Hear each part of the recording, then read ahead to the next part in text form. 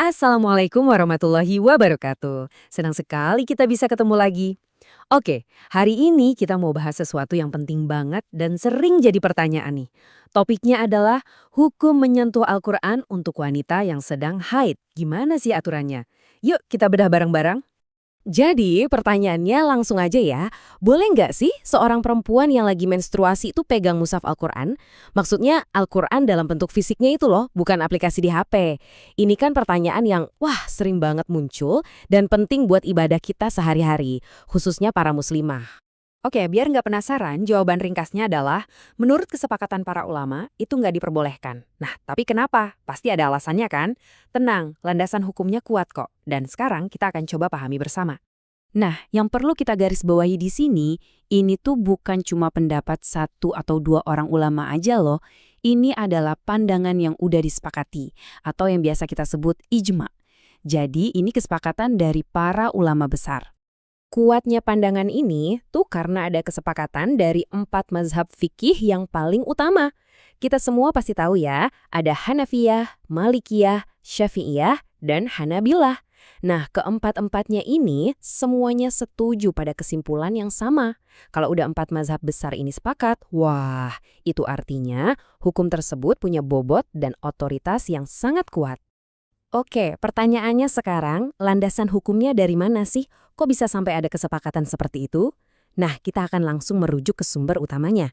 Ternyata, dalil atau bukti utamanya itu datang langsung dari Al-Quran.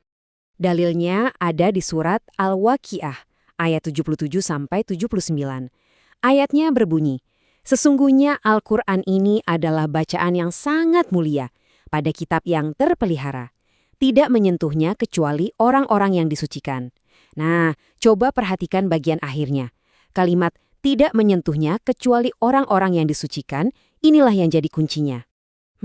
Oke. Terus apa hubungannya ayat tadi sama perempuan yang lagi haid? Nah, disinilah letak penafsirannya. Jawabannya ada di pemahaman kita tentang frasa orang-orang yang disucikan itu. Siapa sih yang dimaksud orang-orang yang disucikan ini? Jadi, menurut para ulama, yang dimaksud dengan orang-orang yang disucikan itu adalah orang-orang yang suci dari hadas. Mungkin sebagian dari kita udah familiar ya sama istilah hadas. Jadi, hadas itu adalah kondisi tidak suci secara ritual. Ada yang namanya hadas kecil, ada juga hadas besar. Nah, ini dia nih titik temunya.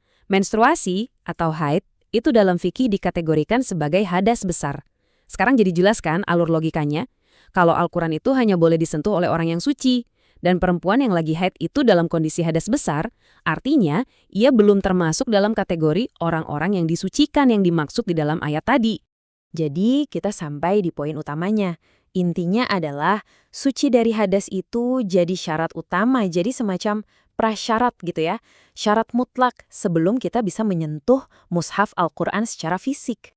Oke, kita coba rangkum sebentar ya, biar makin jelas. Poin pertama, wanita yang sedang haid tidak boleh menyentuh mushaf. Kenapa? Karena, poin kedua, ini adalah kesepakatan 4 mazhab besar.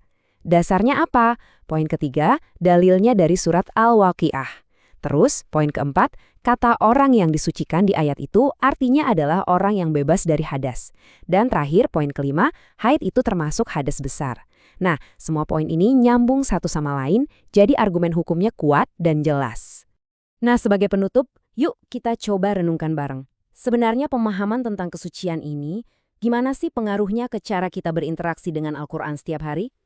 Karena pada akhirnya, ini bukan sekedar tentang aturan boleh atau nggak boleh ya, tapi lebih dalam lagi, ini tentang bagaimana kita menunjukkan rasa hormat dan adab kita yang paling tinggi terhadap firman Allah.